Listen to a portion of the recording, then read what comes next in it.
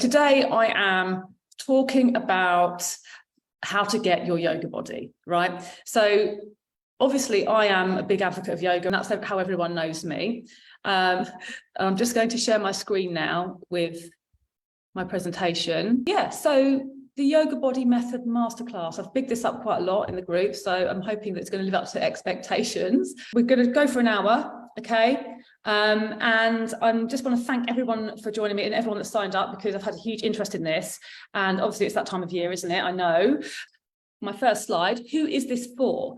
Okay, so now I've been all of these in the past: a yo-yo dieter, a serial dieter, panic exerciser, an emotional eater, and all of these things keep us on what I feel is a never-ending roller coaster of dieting. Can be a constant anxiety for many, many women, and I don't think it should be underestimated personally. I think it is something that we we're always striving to look our best and be our best, and then we feel guilty about, you know, looking vain and trying to look and be a certain way. But essentially, we should be allowed to look or feel however we want to, or if we want to lose weight, then that's entirely up to us, right? I would say that the word diet, I don't like at all. It implies that you are restricting and depriving yourself, and that's what I'm against, and that's what's the difference between what I teach and what other weight loss plans might tell you to do. They might tell you to be really restrictive and focus on just the food and the exercise. So then, why stick around for this presentation? There are a couple of reasons. The first one is, obviously, I'm going to tell you how you can end the struggle with yo-yo dieting, with your weight, and get the body you want with long-term effect. Yes, this is going to fill in the blanks that you've been missing. Yes, the missing links. The second reason is I'm going to give you something if you stay to the end. I'm going to give you a 40-minute cardio yoga class and an emotional eating technique. I use it on my program, and it's highly effective in helping you end emotional eating. That's why you should stick around. And I just want to clarify a few things as well, because when people sometimes sign up to my group, they just think, oh, you know, who is this woman? Who is this Vicky Snow? She's a yoga teacher. Yes, I am.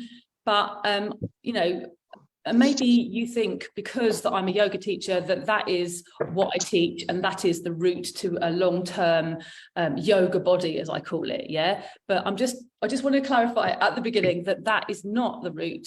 I mean, it's part of it, doing yoga. I obviously am very passionate about yoga, and I do a lot of yoga, and it's the thing that people like looking at, and that's why I put lots of pictures up.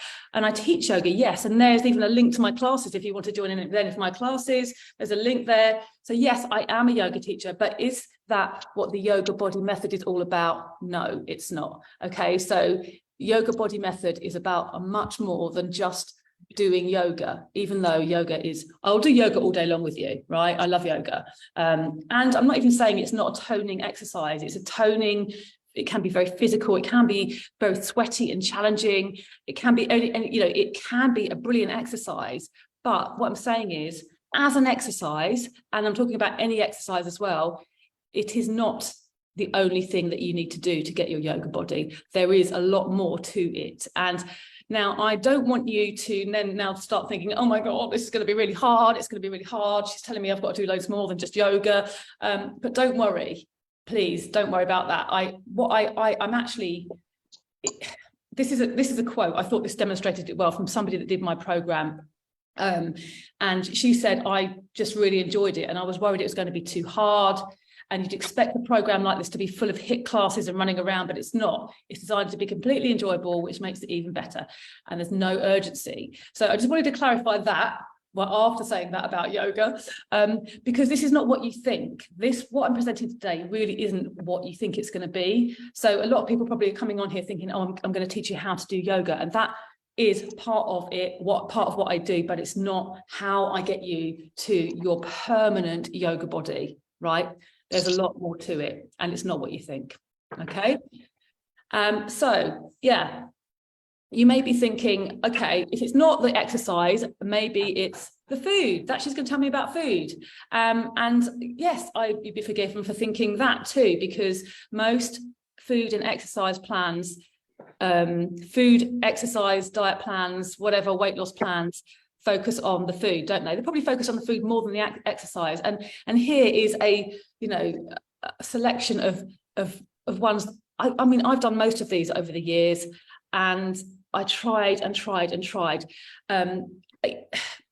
I was addicted to juice fasting. I was doing that. It's like tons. I did a few years of that, like on and off. And I'd do a juice fast for a few days, and then I'd lose loads of weight. And, you know, that you try all these things, the fast diet, the 5-2-1. I think somebody's unmuted, by the way. If you wouldn't mind muting, because I can hear some background noise. If you can try and mute yourself, that'd be great. And yeah, there was, you know, that 5-2-1, I did that for a year or something. And, you know, 2 days of the week, I wasn't eating very much at all. And, but, you know, all of these diets, right, every single one of them focus on the food. Yeah. And all of them work while you're on them. But what happens when you come off them? Yeah. What happens when you stop Slimming World? Or, you know, you always have it in your head that you're going to carry on with the food. You're going to carry on with doing the Slimming World way.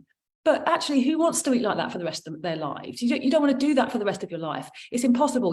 Especially Cambridge, I've never done, right? But I just can't think of anything worse than having to do shakes and bars or whatever it is they do.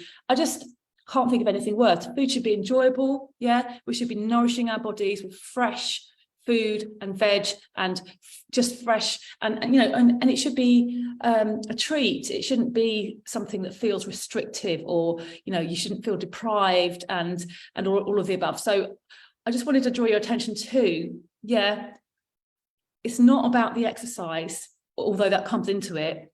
It's also, I've just told you now, it's not about the food, although that it does come into it. So there are two, the food and the exercise do come into it, obviously, because when we eat less, exercise more, we lose weight. But what I'm talking about is the thing that all of these plans ignore. Everything, all this stuff ignores, actually, you know, keeping to the weight that you want to be long term without a struggle, without that mental struggle, without that, you know, constant, you know, dialogue in your head about, oh, I should and I shouldn't, and I, you know, what, all of that business. Just as I used to say to myself when I was at my worst, I just want to eat like a normal person. I just wish I didn't have to be on a diet all the time. I wish I could just eat like my naturally slim friend who doesn't have to diet and doesn't really think about it. And that's all I wanted. And so that is kind of where I'm coming from. It's like, how do we, those struggle, right? How do we go from laser focusing on food and exercise because we think that's going to get us to our goal, and it does to a point, and then the struggle starts again, and that's how the yo-yoing starts. And so that's my first point. So I have made the point: the food isn't it, the exercise isn't it, not that they're part of it, but they're not it alone. So this is what I am. Okay, there's another picture of me doing yoga, but I'm also a mindset coach, yes, a yoga teacher, a retreat host. I do yoga retreats and other retreats. I'm a hormone expert, and I'm creator of this yoga body method that I keep banging on about, right? So I help women achieve that yoga body without dieting misery, without obsessive calorie counting and unenjoyable exercise and restriction and deprivation, because that is all. Thank you. No, thank you. I don't want any of that in my life. I've done years of it, and I'm sure you feel the same. So my number one mission now is to help women end this yo-yoing and find ease and flow and start bloody living and not dieting, right? Okay, that's me.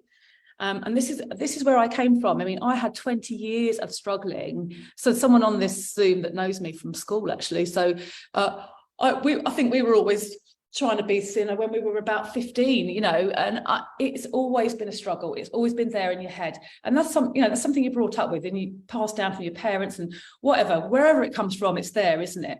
And I had about 20 years of really, really struggling. And at best, I was a yo-yo dieter. And the next diet was always going to be the one that was going to be the one that I would be the last diet I did.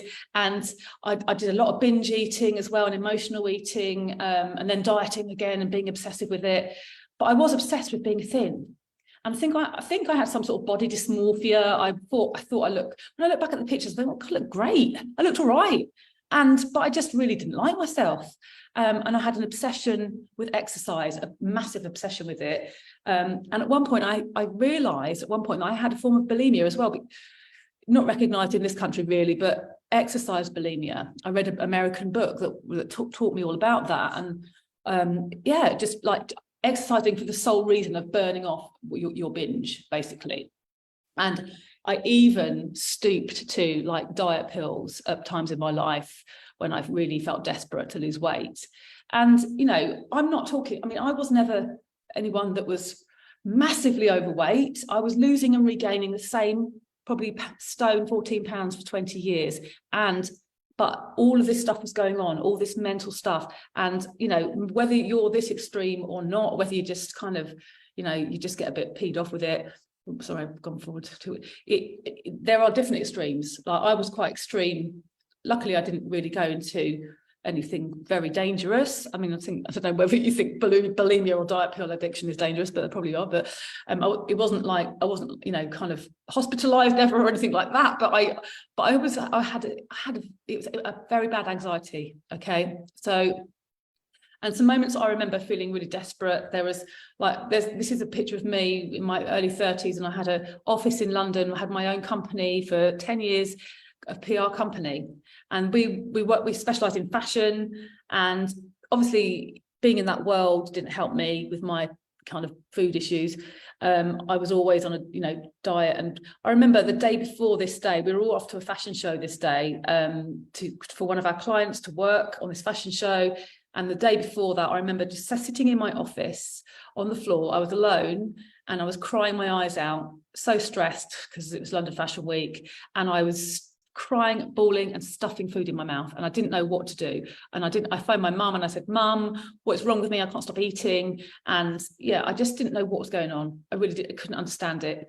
And, you know, I even, at that point, I was looking for a therapist to help me deal with this. And I just highlighted this bit in red this is what I wrote to the therapist. It's still on my Gmail. I just binge and then starve myself constantly, and it's got much worse lately. I can't stop obsessing about food. This results in loads of self-loathing. I've tried to assess what the problem is myself and get to the root of the cause, but I just can't work it out. This is how desperate I was. I was like, I hated it. I hated being in this kind of yo-yoing place all the time, never finding balance, and just always stressing about what I'd eat and what I should and shouldn't do food-wise. So I just wanted to give you a bit of background on me, but in conclusion, food and exercise alone is not the answer. Okay, so we have been doing this for years. We've been focusing on the food, we've been focusing on the exercise, but all these diet plans are ignoring a very important part. We are a whole human. Yeah, there's a whole human here. The whole human eats and exercises, yes, but there's much more going on in your body than just calories in and calories burned or points or whatever you want to do, whatever you're counting. So like there's sorry, this has gone a bit distorted, but there's a brain, for example. We have a brain, yeah, and we have emotions, we have hormones. I've got exercise and nutrition down here. That's part of it. This self-awareness is really important as well. This is what I teach. You know, being aware of your own body and what you need as an individual, what goals you're striving for, and how you go about striving for your goals. That's really important as well. And you can be very kind of go-getting and in a stressful way, or there's a very mindful way of going about achieving goals. That's, I mean, we're specifically talking about weight loss or, you know, body goals, but yeah, the way you approach it is very important. And the other thing that I really focus on is self-compassion, which comes under brain really, but I do make a big thing of this because what I call the inner mean girl is actually that inner mean girl, that inner self-critic is what's fueling the behavior that you don't want. And that's what took me years to realize that. And through yoga, which is a very self-compassionate practice, over years, it happened for me because I wasn't really aware of what was happening at the time. Yoga helped me be more kind to myself. without me really realizing over like years of doing it. And then I suddenly realized I don't talk to myself like that anymore. I'm actually quite like myself. I'm all right actually. And so that's where that came from as well. So self-compassion is, but I'm going into more detail. I'm not going to carry on about that. I'm going into more detail about this so you can really understand it. So just to clarify, the food, you know what to do here, right? You're probably an expert in the food if you're like me. I tried every single living diet out there, and I, literally, I'm sure you're the same. You've probably tried loads of things. And then there's the exercise. You know what to do here too. Yeah, I was the same. You know that you need to eat healthily and exercise to lose weight. And you're an expert at it, like I say, but it's still not working, or you're just not doing it. So, and that's the area that I focus on. Yeah, the food, the exercise, thank you, we know what to do there, or we can follow any plan we want, or but it's the other part. There's that part that's missing, the rest of the human, right? And that's what I do in my program, is I work with everybody individually to find out where the gaps are, and we fill those gaps. And you come out the other side a new human, that doesn't need to diet anymore. Okay, it's different for everybody. Okay, so as I say, there's something else stopping you there is something else stopping you reach and state your goal, and you think it's you, right? That's where the self-compassion side comes in, because you beat yourself up constantly about it, and you're like, oh, why can't I stick to this? Why can't I? I'm useless. And I just, it's all of that stuff that comes with it. And I've even put together some things that really you might resonate with. So, for example, the motivation side of things, you start really enthusiastic and you buy the app or you sign up to the plan, but you lose motivation, and then you start feeling guilty and shame and frustration and all of that. So, and you really do think it's your fault. It's like, I just can't stick to this. I'm useless. And then there's the obsession. I was obsessed with it. Just, when am I going to start this diet? I'm going to go, no, I'm going to start it on this date, and then something would happen that day and I wouldn't do it, and then I'd keep putting it back, and then I'd be in a panic, and then I'd start it too late, and I'd be panic dieting. I'd be literally, restricting heavily. And then there's also the obsessing and deliberating over which diet plan to do. If this sounds like you, then I used to do this all the time. I was constantly Googling, looking at the latest fads and trends in the diet world, and what was going to, and just weighing it all up, which is going to feel the least restricted and deprived for me, which one would I kind of fit into my life. And it would take up so much mental space. So I was obsessed with losing weight. So, and then there was all these rules, right? So, when you're out and about, or you tell yourself and others, I'm not allowed to eat XYZ, or, bananas or whatever it is, because I'm on this plan, and I'm not allowed to eat that on this. And then when you have all these rules to stick to, you do feel restricted and deprived, and it makes you feel crappy, doesn't it? It makes you feel crappy. So carrying on, there's commitment. This is a bit similar to what the first one I said about motivation, but motivation and commitment are similar, but you also, like, commitment is actually saying, I am going to keep doing this until I reach my goal. That's commitment. I'm not going to stop until I reach my goal. And if you are committed to something,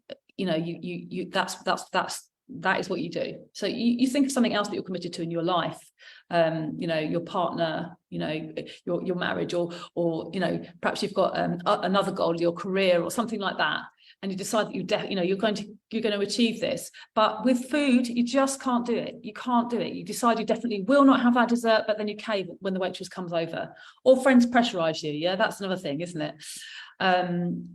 Or you say, I'm not going to overeat this weekend. I'm not going to, and you tell yourself, I mustn't, I'm not going to. And it's all that internal dialogue. It's like, making yourself feel bad before you've even gone there. So, and it's those feelings. I'm going to talk about feelings a bit later, but it is those feelings that that drive, sabotage. Okay, so feeling bad about yourself.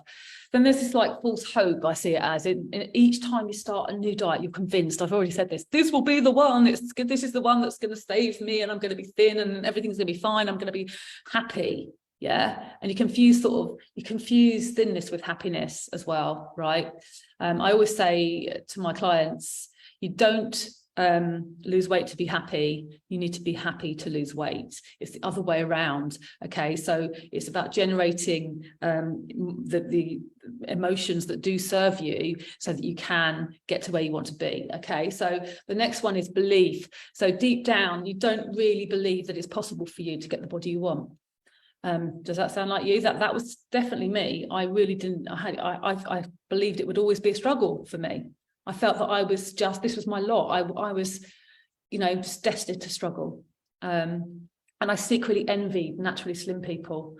And I don't know not so much anymore, as I got older, but especially when I was younger and I wanted to wear whatever it was, I would envy my naturally thin friends and wish that I could eat just normally like them. And then there's all this searching, mental. You're like, why can't I? Why is it so hard for me? Like, what is it about me? Why am I different? And you put it down to all sorts of things: time of life, time of month, time of year. It's not my fault. Something else, whatever it is. And to some people, it's so black and white. And they, like men especially, will say, "Oh, why don't you just stop eating so much?" Oh, and there is a reason for that. Okay, and I'm going to go through that. You know what, like I said, when you know what to do with the food and the exercise, you don't need to be told, especially by a man, just stop eating so much and do a bit more. That's not how it works. There is something else going on. So, like, as I said, none of these things are the real problem. Okay, none of those things, everything I've mentioned there sound like you. None of them are the real problem. They're all symptoms of the problem. So there's going to be about another 30 minutes. I'm going to show you what does work and how you can make the changes that you need to make so that you can get the yoga body you want without the struggle. Okay. So I keep saying this, but I just want to eat like a normal person, a naturally slim person. So keep that in mind. What do they do? And that's, I kind of studied this. Yeah. And I went searching myself. I did go, when I mentioned the therapy earlier, I thought that was going to be the cure for me. I thought I was going to have this major breakthrough in therapy, and I was going to start crying, and all my problems would be solved. And I'd have this. I thought therapy was going to solve it for me, but it didn't. I did it for about 6 months, and then I got fed up with it. All I was doing was sitting there talking about my past and my childhood, and actually, it didn't stop me binge eating. It didn't stop me dieting. It didn't stop me doing anything that I wanted to stop. So I thought there must be more to this. So this was, I just wanted to, I put this in the group before. So if you come in my group quite a lot, you may have seen this before. So I'm just moving this thing out of the way. So this is me in 2007. This is like about 15 years ago, isn't it? Yeah. So at the time, that time in my life, I was restricting and binging and zero balance. I was on diet pills, and I was literally up and down like a yo-yo. That was me on holiday. I'd obviously gone down there. And if you look at the weight, the weight hasn't changed that much. Yeah, in terms of how much I weigh now to then, there's not much different in it really. But what is different is my mind, what's going on in my head, right, and my behaviour. So now I eat 3 meals a day. I don't count calories ever. And I hardly ever eat. I overeat, sorry. I just don't. I eat like a normal person, right? Now, back then, my weight was up and down constantly. I had 2 sets of clothes even, maybe 3 sets. I had some of the fat clothes and thin clothes, and that I would feel confident in, or I would not feel confident in. And now I just maintain my ideal weight. I'm happy where I am, and I don't need to do much. I don't really think about maintaining it really. I just make choices, and my life is choices and consequences. That's the way I see it. Beating up myself was the next thing that I was doing constantly when I was in that low place with food. I was always beating myself up mentally. But now obviously yoga's really helped. I check in with myself, I'm kind to myself, and I manage my brain and my thoughts. Okay, there's a clue there to some of the techniques that we use in my program. It's about brain and thought management. So food and dieting took up a huge amount of time and mental space then, but now I hardly think about it, about what do I feel, apart from what do I feel like eating. And sometimes I'm just not even, I haven't even got, I'm just too busy. I'm just like, oh, that'll do. But before, that wouldn't have been, I would have stopped everything for food, you know, and use it as an excuse to stop what I was doing. So back then I felt crappy, inadequate, deprived, unhappy, disgusted. Like I was disgusted and dissatisfied with my body most of the time. And I was even scared and terrified of gaining weight. So that's very sad when I think back to that. I was, you know, if I'd lost weight, I was scared of putting it back on. If I was bigger, then I was like desperate to lose it, and you know, I couldn't stop thinking about it. Now I feel happier in my own skin, and I know that gaining weight is not a problem. So I have gained a couple of pounds over Christmas, but I know there's no drama anymore. I'm just not, you know, it's not a problem to me anymore. Okay, that's what I want. That's what I want for you. Okay. Back then my moods were up and down with the scales. So like step on the scales, oh my God, I put on 2 pounds, and that would ruin my day. Now I just feel confident before and after standing on the scales, no matter what the number. Yeah, like I said, gaining weight isn't a problem. I know it just isn't. And back then I felt out of control, and I had no trust around myself, around food at all. I just didn't trust myself in any situation. And now I trust myself fully to make choices that serve me. And it's not about control, it's about having my own back. I take care of myself, okay? So this is what I want for you guys. This is what, from here to here. You may not be as kind of crazy as I was, but you may be somewhere in the middle. But yeah, that's what we're after. So I put some picture here of 3 slim women laughing. And this just reminds me of, you know, what do they know? Look at those naturally thin people over there laughing, and I was always thinking that way. What do they know that I don't? And I'm going to teach you what I've learned, what I went on a mission to find out, and making those transformations is the key to freedom from this burden. I felt like it was a burden that I was carrying around. It used to upset me all the time, nearly every day, and it's something you don't want to admit to either, because especially to your partner. So I'm going to walk you through all 4 of them. So the first one is yoga strength. Okay. Second one is getting your mind on side. The third one is emotions, and I didn't really know how to give that a clever title, but you'll see. And the 4th one is hormones. Okay. So going on swiftly to yoga strength. This is the first shift for me. When I started doing yoga, I did it because someone told me it was going to give me long toned limbs, and my legs were going to be like really, toned and long. And I thought, wow, that was the reason I started it, because I thought it was going to make me look good. But I soon realized, you know, that getting strong was way more beneficial than being skinny. After about a year, after a short amount of time, people started to notice that I had toned arms and calves and stuff, you know, and my legs and stuff. And I was a runner as well, actually, but especially my upper body gained a lot of strength. And as you can see, there's like, I'm on my forearms here, and you do gain tons of strength, and it does give you really toned sort of arms and back. You're always upside down quite a bit, even if you're not in advanced postures. You're doing like down dogs and all that. So I was really, really into it. There are benefits to being strong, you know, physically, that, you know, the stronger that you are, that you burn fat more effectively if you are strong. And also, really importantly, physical strength makes you look and feel amazing. You ooze confidence when you feel strong. I feel like I walk taller, and I'm more confident. And it feels so good that it gives you motivation and inner strength. Yeah. So just practicing yoga once a week can make you feel good. Definitely. I recommend at least twice a week. Yeah, at least twice a week. This strength that you start to feel, the more you practice yoga, it comes from the inside, and you feel like, you know, it's inner strength coming through. It's emotional, and there's a reason for that as well, which I'll go into in a minute in the emotion section. But yoga does help you feel your emotions more. because of the breath work that we use. And and you start to, because of this strength and this extra confidence, you start to do things on the mat that you didn't think were possible for you, and that translates to your life and off the mat. It gives you confidence in your life, confidence to try things that you wouldn't normally try. This is Helen, somebody that did my program. She said this has been a lifesaver for me. Look at how strong she is. She's doing one arm planks and all sorts.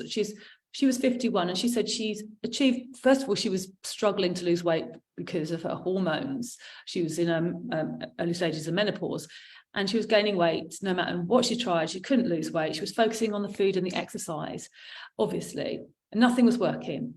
But she came into my program. She lost all the weight that she wanted to lose, and she feels stronger than ever at 51. And she said now she knows how to keep it off long term. So that's just a really good example. And I took those off her Facebook. She was on holiday and she was so proud of herself that she put this on Facebook, and she'd never put pictures of herself doing yoga on Facebook before. So I thought that was a lovely moment for her.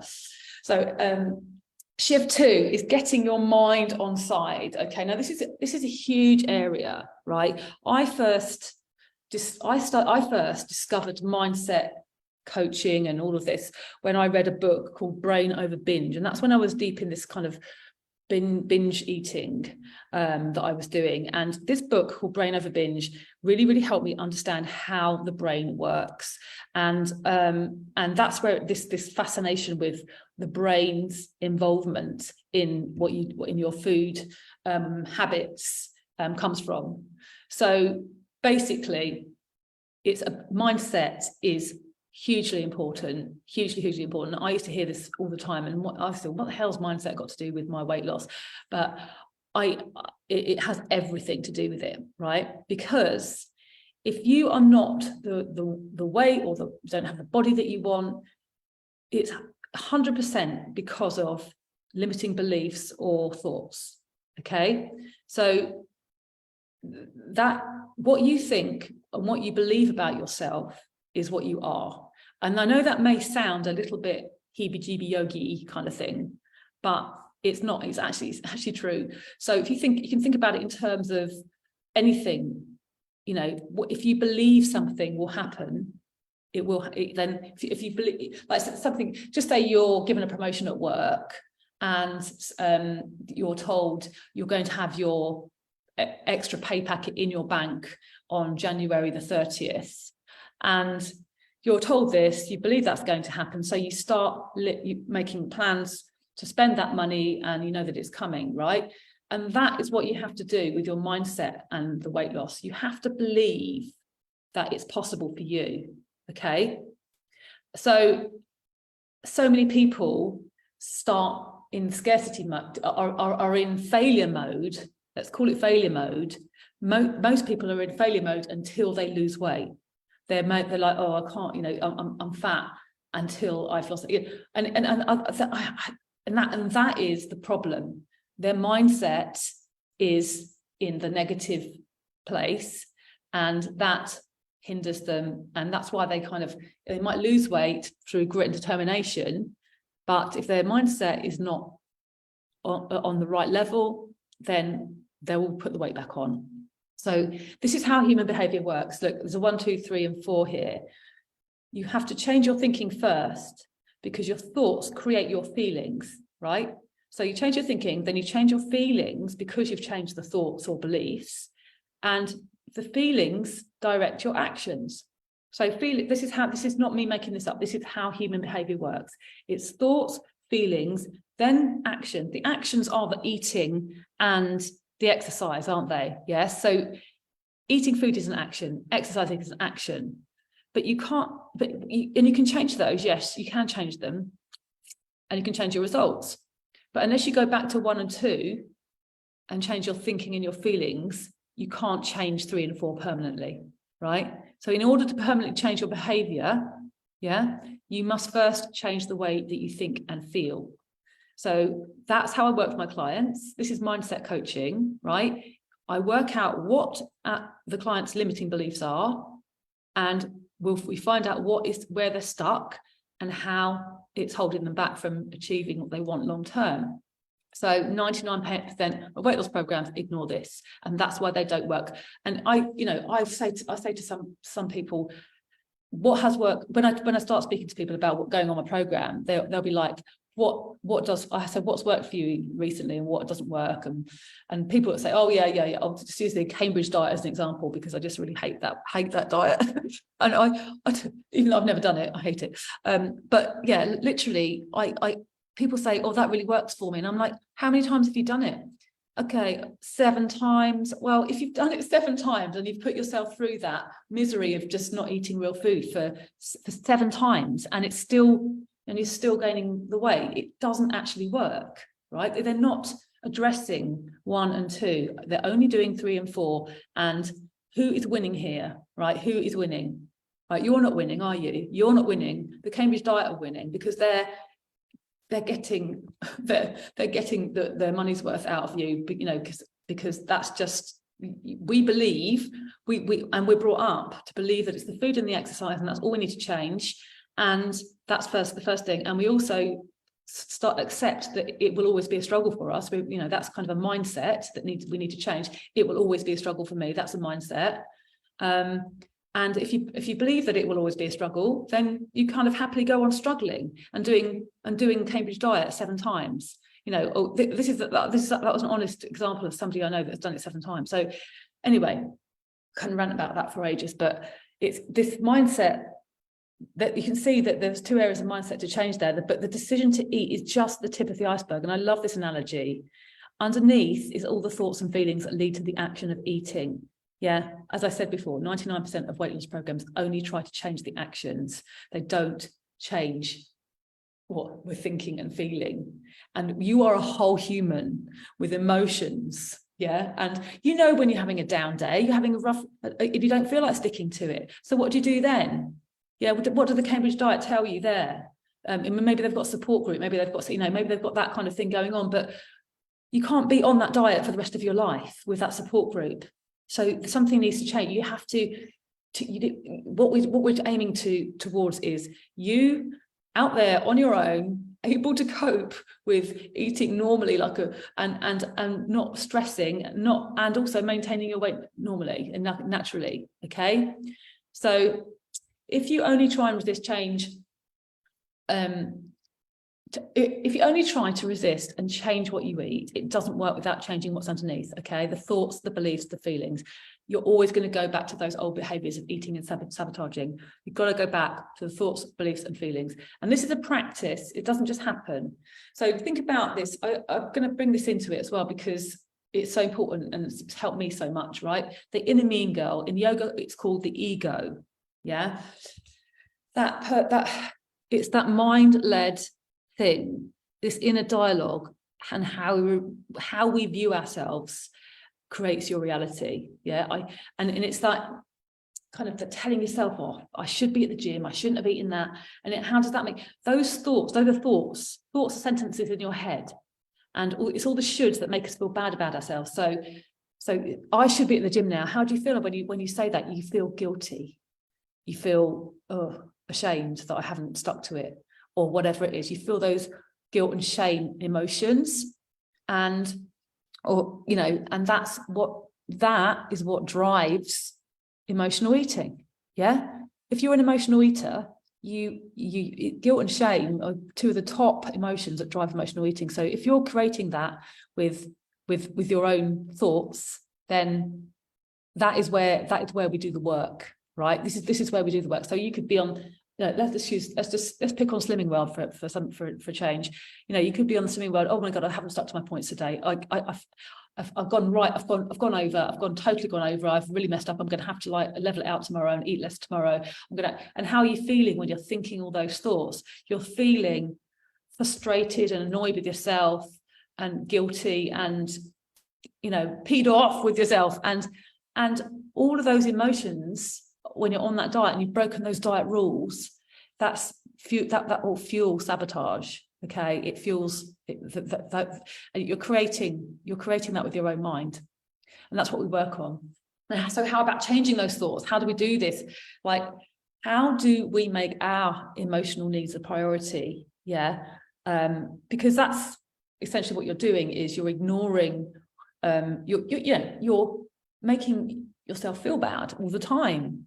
And that's, not a good place to be in. Most women put themselves last and put their kids first and put everyone else first. But yoga is a self-compassionate practice. And what I'm saying is, let's spend time looking at, in yoga, we call it witnessing witnessing your own thoughts, and looking at what thoughts don't serve you, and which ones are keeping you stuck, and weeding them out. So we weed them out like like we're weeding a garden, and replace them with because you can choose how you think about anything. It's your choice. Your mindset is your choice. You are more than just your mind. You can change your mindset, and you can change the mindset that everyone else comes before you, quite frankly. I just put that at the end there, because you are important. You can't fill from an empty cup, and all of that. You've heard that before. So it's about putting your emotional needs as a priority, not necessarily putting them above everyone else's, but definitely making them a priority and making time and space for you, and that really works absolute wonders. So try this next time you're talking to yourself badly.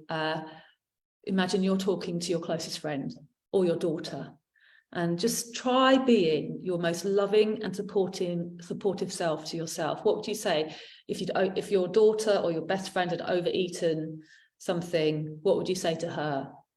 And they were feeling down about themselves. So I love this quote. It's Louise Hay quote, who is somebody that, if you might want to look her up, she's a bit of a guru in the self-care world. You have been criticizing yourself for years and that didn't work. Try approving of yourself and see what happens. Because that is, it's all mindset. Yoga, the teachings of yoga have been doing, it's 2,000 years old, but in modern day, it's mindset coaching. And this is somebody that did my program. She let go of her inner mean girl, like literally within the first 2 weeks of the program. And she was like over the moon, just in like, it was like a honeymoon period she was in for the rest of the program. She was like, I can't believe it. I don't have to live like this. I can talk. And, even if I don't stick to what I've decided, then it doesn't matter. And she let it go, and she was able to just kind of put that to bed and let go of what didn't serve her anymore, because she'd been doing it for so long that she, and it was making her feel so low. And she let it go, and she learned to trust herself around food. Okay, emotions. Getting a bit emotional now. So I'm going just to remind you, change your thinking, change your feelings, change your action, change your results. This is how my program works. So if you change your feelings, then your actions will change. So we talked about the thinking part. We've talked about changing your thoughts. Now, but changing your thoughts will result in changing your feelings. And I'm not just saying it's going to happen overnight. It's not going to happen overnight. This is a daily practice. We do it for 12 weeks every day. Okay, so we work on we start by doing a brain dump. Actually, we do a brain dump. We brain dump everything out, and I encourage you to do this yourselves at home. If you've got pen and paper, right at the top, right at the top of the page, what is your goal? Write your goal at the top of the page, and then just write down everything that spews out of your brain about that. Brainstorm it, brain dump it, because all of those. Because then what you will be looking at is your brain on paper. You're just looking at all of your thoughts on a piece of paper, and just then you can pick one of them, the one that bothers you the most, and then think about how that thought makes you feel. What emotion is a one word thing, a feeling is a one word thing. So the thoughts are sentences. The second thing, the emotion, what emotion has that going to create? So if the thought is, why can't I stick to this? I am useless. How is that going to make you feel? It's going to make you feel quite upset, ashamed. And so just remember, you can decide what to think. There are a million different ways of thinking about things. and you can decide. So you could, so take that thought and then say to yourself, how can I think about this differently? Yeah. Now you know what you know about food and exercise. Okay, this isn't what you try a different approach, try a different, how about often asking yourself questions is a good way to do it. How can I do this differently? How can I? And then kind of start brainstorming that. So there's a good example. Okay. So, so what emotion do you create by saying, how can I do this differently?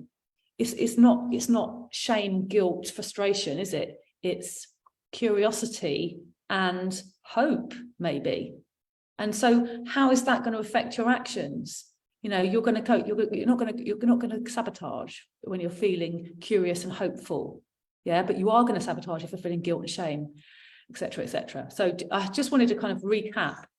So going on to feelings then, going on to number 2, nothing worthwhile should ever make you feel bad about yourself. I always quote this. It's just so true. On my program, I always work with women to create what you love.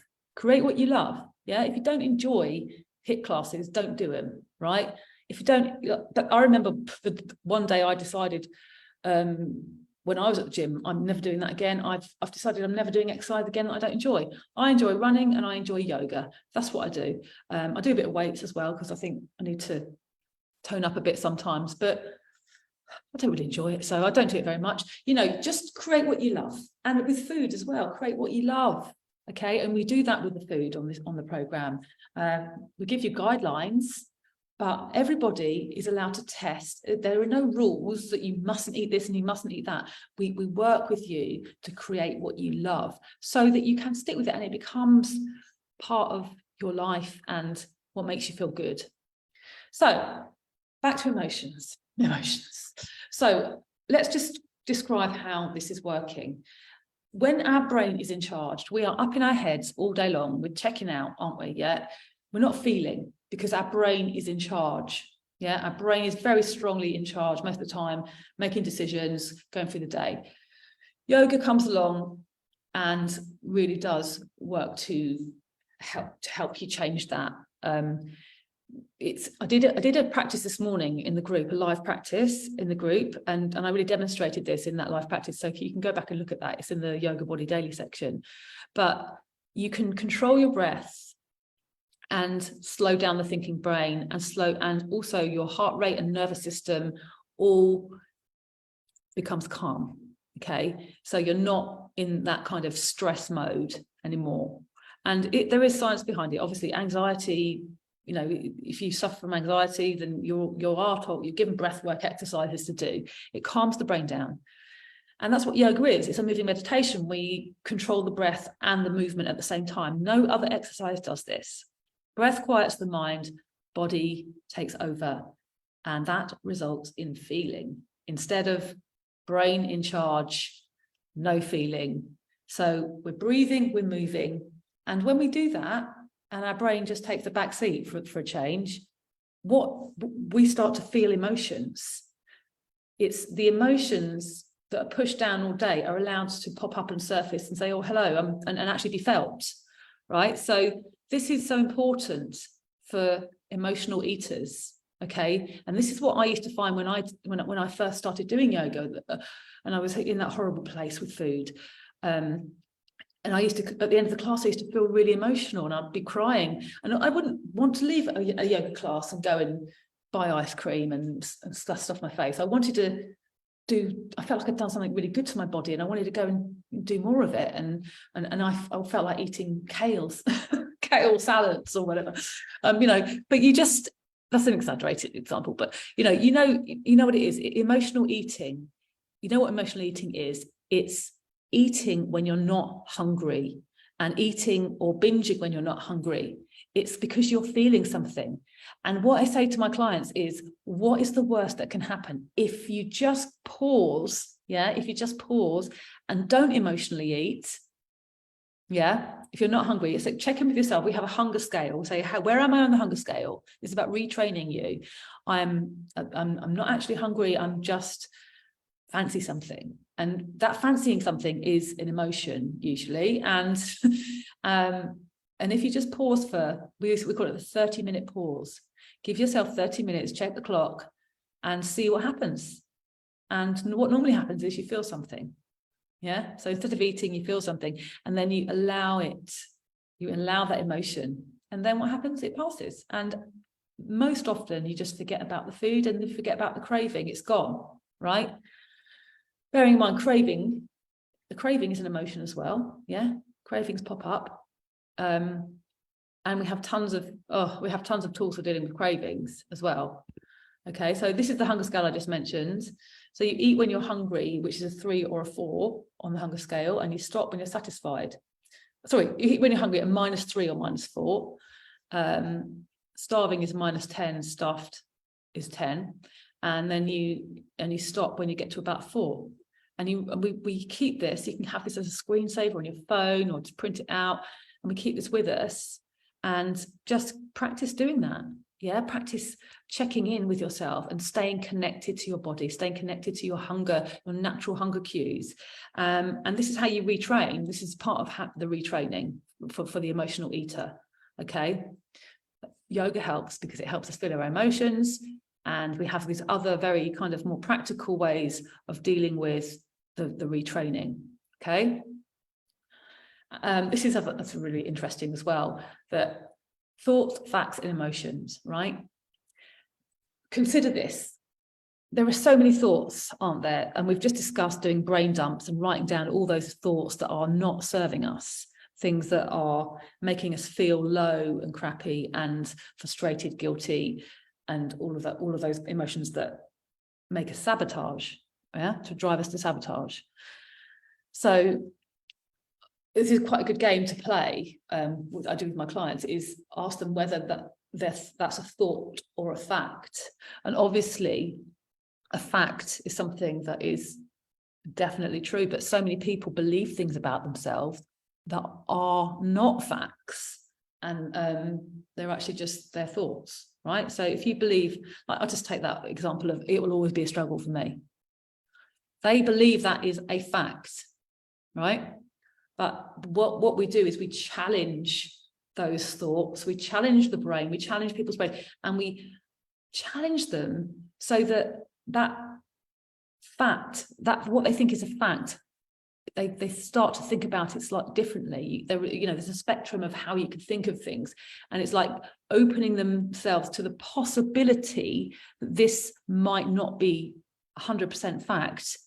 And it's just like, opening the door a little bit, not switching from black to white. It's just opening the possibility, but just presenting a new way of thinking, a possible way of thinking. Because as I've been describing, all these thoughts that they feel are facts result in feelings. Yeah, they create feelings. And if you're feeling low or unhappy, that's because of the thoughts in your head.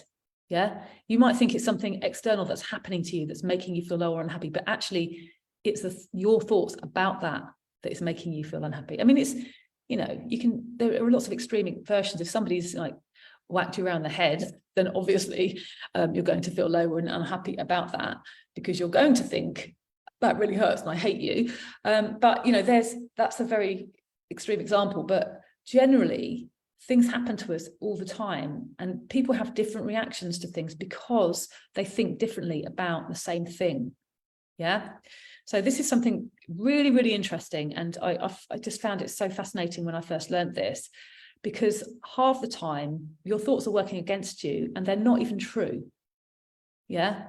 They're creating emotions that are driving you to actions that you don't want, and they're not even true. Yeah. So this is where this let go of what does not serve you comes in. And it's in yoga, which is called a parigraha. It's a practice called a parigraha. I'm going a bit over time now. I hope that's okay for people.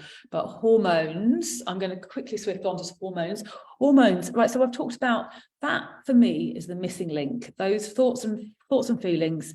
That's what most diet plans ignore. This is something extra that we just throw in because I feel it's really, really important to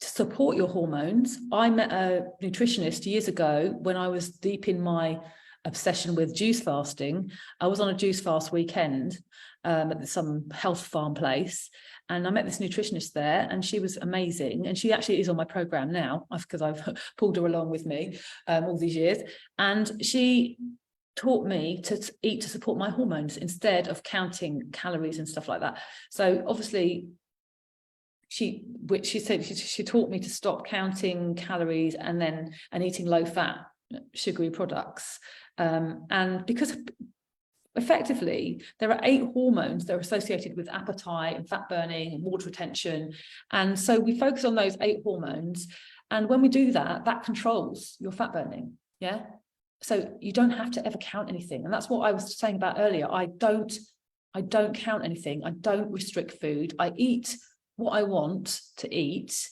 either, you know, until I'm full on until I'm number 4 on the hunger scale, or I eat the right things. I'm not perfect. I don't eat vegetables and healthy fats every day, but I do know when to stop now. I don't overeat. Yeah. And I know, and that's just become normal for me now. But before, I wouldn't have trusted myself and would have splurged on ice cream. But now I just have a little bit of ice cream, and that's, you know. But this, when we're in the stage of people wanting to lose weight, we put them on this eating to support hormones diet. And I say diet in the sense of, yes, it is a diet. It's what they're eating, right? It's not a diet in the sense of restricting. There's no restriction. There's no going hungry on this, okay? And it's about giving your body what it needs, about nourishing your body with what it needs. Quality protein, veggies, and healthy fats, okay? And that is what we start with in the weight loss phase, and we support you through it. And some people get a little bit like, not sure if I can do this. I can't give up pizza. I can't. But if that's your attitude, okay, sorry, I sounded a bit defensive there, didn't I? But if that is your attitude, though, then you don't really want this. You have to, if you want to make changes, big changes, you need to, yes, you do need to change the food and the exercise, but you also have to manage your mindset along the way, manage your emotions. And if you do that, and eat to support your hormones, you gain. And what you gain is commitment and motivation, and all of the things that you need to stick to this, okay? And that's the difference, is managing your brain at the same time as you know, giving your body what it needs and taking away what it doesn't need, is the way to do it and make it last and to stick to it, okay? When you give your body or your hormones what they need and take away what they don't need, it will go to its natural way. Yeah, and you won't have cravings anymore. And it just will let go of excess weight. Your body just will. And the first time I tried this, I was like, oh my gosh, I haven't even felt hungry. I haven't been on a diet. I've just eaten to support my hormones. And it's not just about the food, about the calories or whatever. That's one. It's also about the quality of food that you're eating. The quality is really important as well. Nothing processed, you know, for example. Yeah. Yoga also comes into the hormones as well. Cortisol is a key cause of weight gain. Yeah, when we're stressed, cortisol is the stress hormone, and it thinks that we're being threatened. It thinks that there's a stress to the body, and it holds onto fat stores if it thinks that it's being threatened by a wild animal. But it's probably just more like the Wi-Fi's dropped out and you're getting stressed about it. But you know, yoga, remember yoga focuses on breath, which has a stimulating effect on your hormones and your endocrine system. So being in those poses, upside down poses, there's me upside down, being in those poses has a really stimulating effect on the hormones. Being upside down, it doesn't have to be a headstand, you can be in a forward fold. Yeah, and it really does help you. This helps you lose weight. All of this helps you balance your hormones. When they're balanced, they will become fat burning, and they will come into that mode of fat burning. So you have to support them. If you're counting calories and not supporting your hormones, just forget it. It isn't going to work. It isn't going to work. This is like the umbrella helicopter approach. Calories is one tiny bit of information that your body needs. The hormones need a lot more than calories. They need nutrition. They need the macronutrients and micronutrients. They need to be fed the right stuff. And the more that you do that, the more that they respond in a way that flushes out your system rather than holds on to fat stores. So anyway, this is kind of the end of the presentation in a way, but I'm going to do an offer in a minute on my 12-week program. So, but this, I've simplified it here. This is how it works. This is the yoga body method. It's hormones, mindset, emotions, and yoga, basically. Yeah. So under the food and the exercise comes in here. And remember, it's the whole human approach. So this is expanded a bit more information there. Oops, skipped on to a bit more information there, as I described earlier, but that is it, very simplified. Everything we do becomes under one of these three things, okay? And then yoga is throughout. Remember, you're a whole human. You're not just a human that eats and exercises. And so who is this for? You've got to have a genuine desire and need to change. Yeah, as I said earlier, if you're not prepared to give up pizza, then that isn't, you're not committed. And I say commitment, it does take resources and commitment for real lasting change to happen. You can't just listen to this and expect changes to happen. You have to be all in. You've got to be all in, right? And if you're all in, those are the people that I want to work with. Okay, you've got to be committed to investing in yourself as well. You are worth it. Yeah. This program, I'm going to tell you the prices in a minute, but you've also got to have integrity. You've got to hold yourself to the high standards. Okay, this is you deserve that. Yeah, you deserve that. You do it for your daughter, your best friend, do it for yourself. Okay, a flower does not think about the flower next to it, it just blooms. I love that quote. That's Senshin's a Buddhist monk. It's a beautiful quote. So what does my live 12-week online coaching plan do? Well, it brings you to your best ever self. You will have your yoga body by spring 2023, and you will learn how to stop dieting and start living. Yay! Stop thinking about it. Stop stressing about it. Yeah. So that's what I offer that other diet plans do not offer. You will lose the weight, but you'll also be able to stop the obsession and the anxiety and all that crap that goes with it. I'm sorry, but it's just awful. And I'd never want to go there again. And I want as many women as possible to not be there. Okay, just counting and worrying and stressing.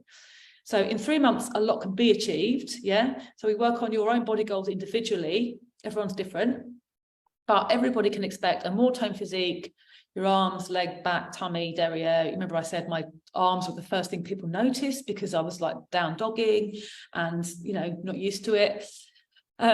Everyone can expect increased fitness, flexibility and strength. Definitely strength. Yeah, I really am. I'm all about strength. And yeah, so that you feel more confident, proud and happier.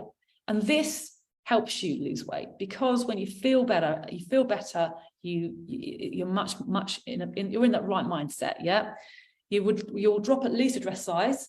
It will just happen effortlessly. We're not going to focus on that. We are going to focus on it, but it will just happen effortlessly as you follow the steps in the program, follow the eating plan. And you will feel fabulous, I promise you, okay? So what you included in the price is an initial goal setting session with me, yeah? We take your goals individually. You have live coaching on Zoom every week, okay? Where you're told exactly what to do. It's a step-by-step program. You get live hormone and nutrition coaching included in that as well. You get live yoga sessions twice a week with me, 2 sessions a week, and plus recorded coaching and recorded yoga. Okay, so I set you what you need to do. Yeah, and it depends on the individual and your goals. Then you get additional recorded modules that you need to watch. Okay, the content on these modules is based around the 4 areas of mindset, emotions, hormones, and yoga. I've put there yoga. And then there's recorded yoga. There's a whole bank of recorded yoga and guided meditations, yoga nidras and check-ins, and all that would be explained. There's some amazing techniques to help you. Yoga is like a friend. It's like a big hug. It's like somebody that is there for you. And and there will be a private Facebook group as well, and a community of women that I'll be there for you. I'm in that private Facebook group every day, answering questions, talking to you all.